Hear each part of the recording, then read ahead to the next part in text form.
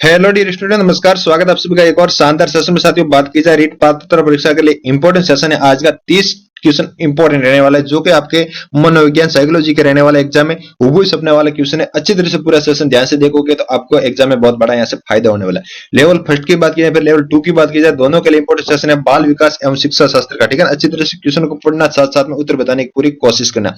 बिल्कुल बढ़ते हैं सवालों की और पहला सवाल आपके मोबाइल की स्क्रीन पर पूछा गया जा चुका साथियों की शिक्षा मनोविज्ञान अध्ययन करता किन का। Option A, B, C, D. भैया फटाफट उत्तर बताने की कोशिश करेंगे।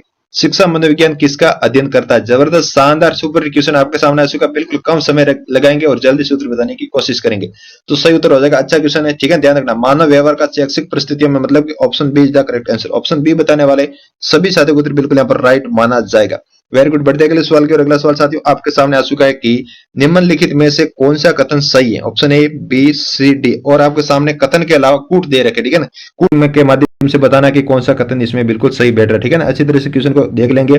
कूट दे रखे आपके सामने ऑप्शन ए, बी, सी और डी। चार ऑप्शन को अच्छी तरह से पढ़ो और जल्दी से उत्तर बताने की कोशिश करेंगे। हाँ साथियों, पढ़ पा रहे हो कि बिल्कुल ऑप्शन पहला ठीक लग रहा है, दूसरा भी ठीक लग रहा है, तीसरा गलत लग रहा है, चौथा ठीक लग रहा है। मतलब 1 2 4 ऐसा कौन सा ऑप्शन कोई नजर आ रहा है 1 2 4 वाला। हाँ गुरु जी, नजर तो आ रहा है, दूसरा ऑप्शन सही लग रहा है। बिल्कुल सही बात है, ऑप्शन बी बिल्कुल सवाल का राइट उत्तर माना जाएगा। वेरी गुड भैया। बढ़ते हैं अगले सवाल की और अगला सवाल साथियों आपके सामने। बिल्कुल भैया, शानदार क्वेश्चन आ चुका है। एक बार वापस आपके सामने पूछा जा चुका कि राष्ट्रीय शिक्षा नीति 2020 के अंतर्गत बात हो रही है, ठीक है ना। तो निम्न में से किस मानक की सिफारिश करता, मतलब कि राष्ट्रीय शिक्षा नीति 2020 किस मानक की सिफारिश करता। ऑप्शन ए, बी, सी और डी। शानदार क्वेश्चन। नेशनल एजुकेशन पॉलिसी 2020 की आई थी, उसमें सर्वाधिक मात्रा में किसको फोकस किया गया था, ये क्वेश्चन पूछा जा चुका है और पेपर में आया हुआ क्वेश्चन 2-3 बार और इंपॉर्टेंट क्वेश्चन बनता है आपके पेपर की दृष्टि से, ठीक है ना। ध्यान रखना, तो सही उत्तर हो जाएगा बहुभाषावाद को ज्यादा फोकस करता, मतलब कि ऑप्शन बी राइट है। ऑप्शन बी बताने वाले तमाम स्टूडेंट का उत्तर बिल्कुल यहाँ पर राइट उत्तर माना जाएगा। वेरी गुड भैया। बढ़ते अगले सवाल के और अगला सवाल आपके सामने क्या पूछा जा चुका कि संज्ञानात्मक सीखने का प्रारूप कौन सा नहीं है, ठीक है ना। अब बार नहीं है पूछा। Option A, B, C, D. ध्यान से पढ़ना, नहीं है असत्य, सत्य, ऐसे क्वेश्चन गलत हो जाते हैं। बड़ी में 2-4 क्वेश्चन ऐसे आते हैं जो गलती करवाने का काम करते हैं। आपको गलती भैया नहीं करनी, ठीक है ना। बिल्कुल अच्छा क्वेश्चन है, शानदार क्वेश्चन है गुरु जी। बिल्कुल अच्छी तरह से पढ़ेंगे, जल्दी से उत्तर बताने की कोशिश करेंगे। सही उत्तर हो जाएगा ऑप्शन डी। ऑप्शन डी बताने वाले सभी साथियों को उत्तर बिल्कुल यहाँ पर साथियों आपका राइट उत्तर माना जाएगा। शानदार भैया। बढ़ते अगले सवाल की और अगला सवाल आपके सामने क्या पूछा जा चुका है। जबरदस्त क्वेश्चन आ चुका है गुरु जी, जबरदस्त क्वेश्चन, ठीक है ना। बिल्कुल गार्डन से जुड़ा क्वेश्चन है। गार्डन के बहुबुद्धि सिद्धांत के अनुसार तार्किक गणितीय बुद्धि वाले व्यक्ति की क्या विशेषता हो सकती है। ऑप्शन ए, बी, सी और डी। अच्छी तरह से क्वेश्चन को पूरा देखेंगे ध्यान से, फिर उत्तर बताने की कोशिश करेंगे, ठीक है ना। अच्छा क्वेश्चन है, बहुबुद्धि का सिद्धांत किसने दिया, इसका भी क्वेश्चन आता है, ठीक है। ध्यान रखना, तो इंपॉर्टेंट क्वेश्चन है एग्जाम की दृष्टि से। वेरी गुड, वेरी गुड, शानदार, ठीक है ना भैया, बहुत बढ़िया, शानदार, अच्छी तरह से शानदार। ऑप्शन डी राइट है, ठीक है ना। ऑप्शन डी बताने वाले सभी साथियों को उत्तर बिल्कुल राइट हो जाएगा। ध्यान रखें, गलती मत करना, एग्जाम नजदीक है तो मेहनत करने की आवश्यकता और भी ज्यादा से ज्यादा, ठीक है ना भैया। बिल्कुल। बढ़ते अगले सवाल की अगला क्वेश्चन आ चुका है। वाइगोत्स्की के अनुसार अधिगम है भाई, वाइगोत्स्की का क्वेश्चन आ चुका है।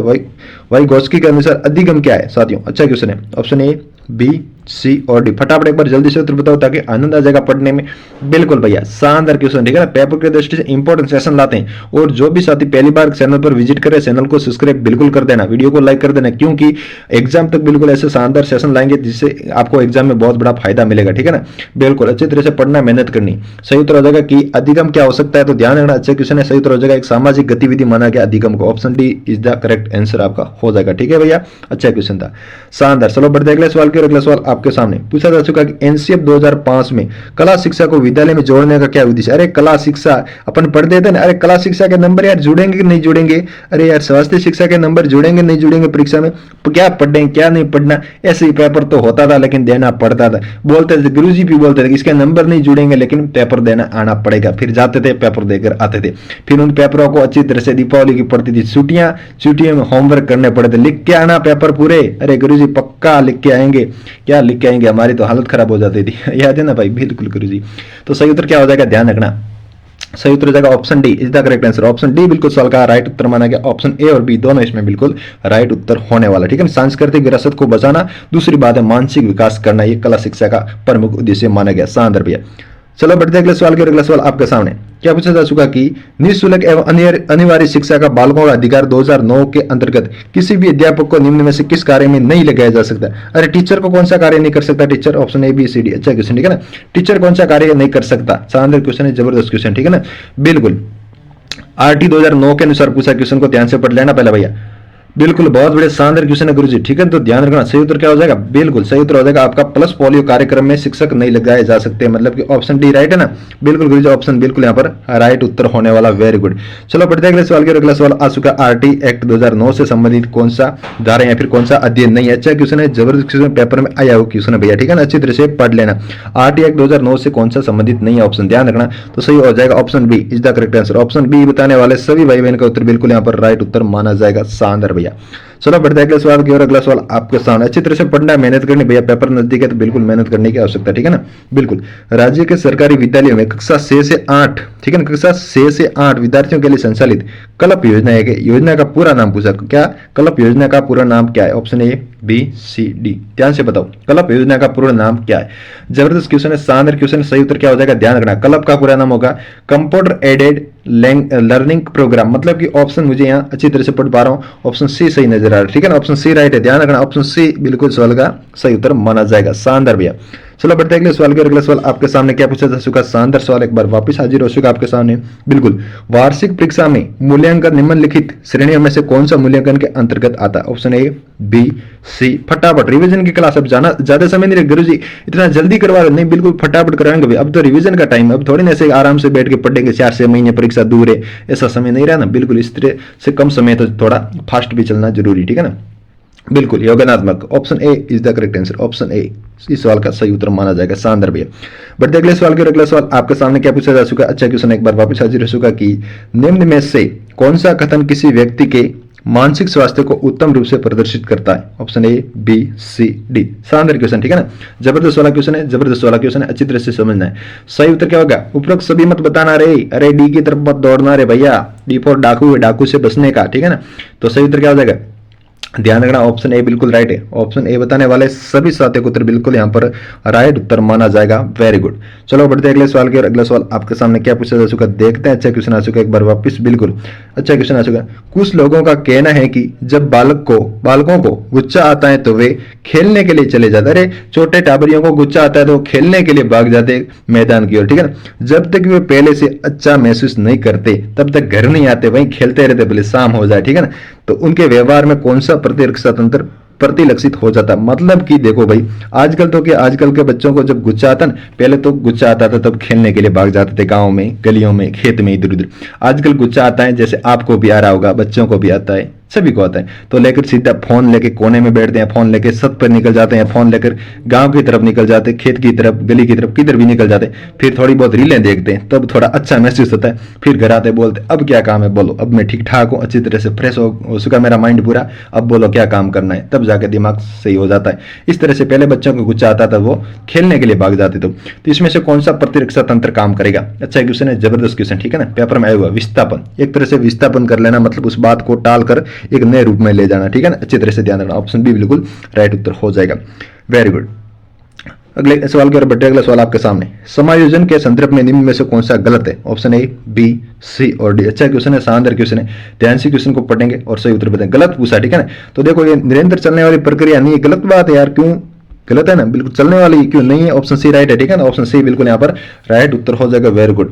बढ़ते अगले सवाल की ओर। अगला सवाल साथियों आपके सामने क्या पूछा जा चुका, शानदार क्वेश्चन आ चुका कि ऐसी सुरक्षा प्रक्रिया जिसके अंतर्गत कोई व्यक्ति अपने विचारों एवं क्रियाओं को दूसरे व्यक्ति के अनुरूप बनाने का प्रयत्न करता है, मतलब कि एक व्यक्ति है वो किसी दूसरे व्यक्ति को देखकर कहता है कि मैं भी उसी की तरह बनूंगा, मैं भी स्वामी विवेकानंद की तरह बनूंगा, उसके जैसे गुण थे ऐसे गुण ग्रहण करूंगा, मैं भी भगत सिंह की तरह बनूंगा, मैं भी चंद्रशेखर की तरह बनूंगा। इस तरह से दूसरे व्यक्ति को देखकर अपने अंदर गुण ग्रहण कर लेना, ये कौन सी क्रिया मानी गई है, ठीक है ना। अच्छा क्वेश्चन, शानदार क्वेश्चन है। 30 सवाल का सही उत्तर हो जाएगा तादात्म्यकरण कह सकते हैं, मतलब कि किसी के जैसे गुण या फिर विचारधारा बनाकर उसकी तरफ चलना या फिर उनके नियमों की ओर चलना, ऑप्शन डी बिल्कुल सही उत्तर माना गया, वेरी गुड। चलो बढ़ते अगले सवाल की। अगला सवाल आपके सामने जबरदस्त वाला क्वेश्चन आ चुका है। अगला क्वेश्चन की, कोई शिक्षिका अपनी कक्षा में फर्नीचर की तिखी धार वाले किनारों को रुई से ढका रखने को कहती है, और चुओ अनुभव करो वाले सूचना पटों का उपयोग करने को कहती है और किस वर्ग के विशेष शिक्षार्थियों की आवश्यकता की पूर्ति करने का प्रयास कर रही है। बहुत अच्छा कि उसने मतलब ऐसा प्रयास कर रही है जैसे कोई देख नहीं सकता, मतलब जिनके देखने की समस्या आंखों में, उनके लिए प्रैक्टिकल एक शिक्षिका कर रही है। तो कौन सा ऑप्शन सही बैठ रहा है? जिसको देखने में दिक्कत होगी उनको क्या कहा जाएगा? दृष्टि विकलांग शिक्षार्थी, मतलब कि ऑप्शन बी यहाँ पर बिल्कुल करो जी राइट नजर आ रहा, सही बात है, ऑप्शन बिल्कुल बी आपका सही उत्तर हो जाएगा। Very good. चलो बढ़ते अगले सवाल की ओर। अगला सवाल साथियों आपके सामने क्या पूछा जा चुका है, एक बार वापस अच्छा क्वेश्चन आ चुका है कि सांवेगिक बुद्धि की संकल्पना के प्रणेता कौन माने जाते हैं? Option A B C D. अच्छा क्वेश्चन है साथियों और पेपर में आया हुआ क्वेश्चन, ठीक है ना, अच्छी तरह से पढ़ना भाई, पेपर में आया हुआ क्वेश्चन है। सही उत्तर क्या हो जाएगा? ध्यान रखना, अच्छा क्वेश्चन है, जबरदस्त क्वेश्चन है, तो सही उत्तर हो जाएगा ऑप्शन ए। ऑप्शन ए बताने वाले सभी साथियों को उत्तर बिल्कुल राइट उत्तर माना जाएगा। शानदार भैया। चलो बढ़ते अगले सवाल की ओर। अगला सवाल जबरदस्त, एक बार वापस हाजिर हो चुका कि बुद्धि लब्धि का सूत्र कौन सा, ठीक है ना, बुद्धि लब्धि के परिकलन का सूत्र पूछा और पेपर में आता है हर बार, ये क्वेश्चन अच्छी तरह से समझ लेना, ठीक है ना। बहुत सारे स्टूडेंट के मैसेज, गुरुजी साइकोलॉजी में डर लग रहा है, पहली बार पढ़ रहे, समझ में नहीं आ रही, क्या करे क्या न करे, तो हमारी टीम ने आपकी सहायता के लिए केवल मात्र 21 रुपए में, कितने गुरुजी 21 रुपए में, 21 रुपए में क्या मिलेगा?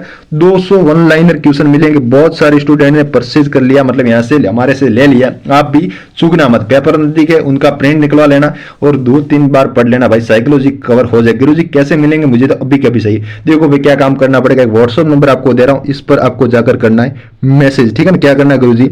मैसेज करना, इन नंबरों का स्क्रीनशॉट ले लेना अभी, ठीक है, नंबर का स्क्रीनशॉट लेके इन नंबरों पर व्हाट्सएप कर लेना। एक बार जल्दी से क्या करेंगे, एक बार स्क्रीनशॉट ले लो इन नंबरों का। 200 वन लाइनर क्वेश्चन मिलेंगे साइकोलॉजी के और पेपर में काम करेगी ये 200 क्वेश्चन। पेपर होने के बाद हम बताएंगे कि क्वेश्चन कितने आए कितने नहीं आए, आप खुद बता दोगे, हमें बताने की कोई आवश्यकता नहीं, क्योंकि गत 15 वर्षों में जितने भी पेपर हुए टीचरों के, UP TET, MP TET, Rajasthan के, रीट के, जो भी मतलब सेकंड ग्रेड के सभी क्वेश्चनों का मैंने समावेश कर रखा है उस क्वेश्चनों, मतलब कि 200 वाले जो पीडीएफ है इसमें, ठीक है ना। तो अच्छी तरह से इसको पढ़ लेना, काम हो जाएगा साइकोलॉजी में, अब डरने की कोई भी आवश्यकता नहीं, ठीक है, बिल्कुल, बहुत भैया शानदार। बढ़ते इस सवाल के सही उत्तर की ओर। सही उत्तर हो जाएगा ऑप्शन ए, ठीक है ना, एम ए बटा सी ए इंटू 100। ऑप्शन सी बिल्कुल सवाल मतलब sorry option B is the correct answer. Option B बताने वाले सभी साथियों को उत्तर बिल्कुल यहाँ पर राइट उत्तर माना जाएगा। शानदार भैया। चलो बढ़ते अगले सवाल की ओर। अगला सवाल आपके सामने एक और अच्छा क्वेश्चन आ चुका है कि अभिवर्ती क्वेश्चन क्या ध्यान से पढ़ेंगे, अभिवर्ती क्या है? Option A B C D. गुरुजी इतने बड़े बड़े ऑप्शन, हाँ भाई ऑप्शन तो बड़े, क्या करे, पढ़ना पड़ेगा थोड़ा बहुत तो भाई। अभिवर्ती क्या, अच्छी तरह से ऑप्शन को पढ़ो और उत्तर बताने की कोशिश करेंगे। तो सही उत्तर साथी क्या जाएगा? ऑप्शन ए, ठीक है ना, ज्यादा समय नहीं लगाएंगे, ऑप्शन ए बिल्कुल सवाल का राइट उत्तर माना गया, ठीक है भैया। चलो बढ़ते अगले सवाल के। अगला सवाल आपका सामने आ चुका अच्छा क्वेश्चन की अध्यापन के समय क्या पूछा जा चुका कि अध्यापन के समय अध्यापक को निम्नलिखित में से किसका सर्वाधिक ध्यान रखना चाहिए? मतलब कि एक टीचर क्लास में पढ़ा रहा है, उनको सर्वाधिक मात्रा में किसका ध्यान रखना चाहिए? जैसे आप इंटर्नशिप पे गए होंगे या फिर आप टीचर बनोगे, आप कक्षा में जाओगे, तो किस बातों का ज्यादा ध्यान रखोगे? ऑप्शन ए बी सी और डी। अच्छा क्वेश्चन, शानदार क्वेश्चन है। तो सही उत्तर क्या हो जाएगा? ध्यान रखना। सही उत्तर हो जाएगा व्यक्तिगत भिन्नता या फिर विभिन्नता कह सकता, मतलब कि ऑप्शन सी राइट है। कहने का क्या मतलब रहेगा कि क्लास में मान लो 3 स्टूडेंट है, 1 2 3, एक स्टूडेंट ज्यादा होशियार है जिसकी बुद्धि लब्धि 140 के आसपास है, एक मीडियम है और एक कमजोर है। तो आप कोई भी पढ़ा रहे, जैसे आपने कोई बता दी कि भारत में ये मतलब स्थान पर प्रसिद्ध है, कोई मंदिरों की बात होगी, कोई अभ्यारण्य की बात की होगी, फिर कोई मानचित्र समझा रहे हो। इस बच्चे ने जो टॉपर था, मतलब थोड़ा होशियार था, उसने बता दिया कि हाँ गुरुजी समझ में आ गया, चलो तो फिर आगे बढ़ते हैं अगले चैप्टर की ओर या फिर अगले क्वेश्चन की ओर। इनको तो थोड़ा बहुत पता लगा और इनको तो भाई साहब को पता भी नहीं लगा। अपन क्लास में पीछे बैठते थे, याद है ना, वो दिन याद करो, वो दिन याद करो बचपन की, जब क्लास में पीछे बैठते थे और आराम से पीछे बैठकर मस्तियां करते थे, गुरुजी आगे पढ़ाते थे और शुरुआत वाली 1-2 लाइन में बच्चे बोल देते थे समझ में आ गया, गुरुजी बोलते थे हाँ गुरुजी समझ में तो आ गया। तो अपन तो पीछे जय हो पीछे बोलते रहते थे, पता ही नहीं चलता था। चलो नेक्स्ट चैप्टर की ओर बच्चों, अगला पार्ट खोलो, अगला पार्ट पढ़ेंगे।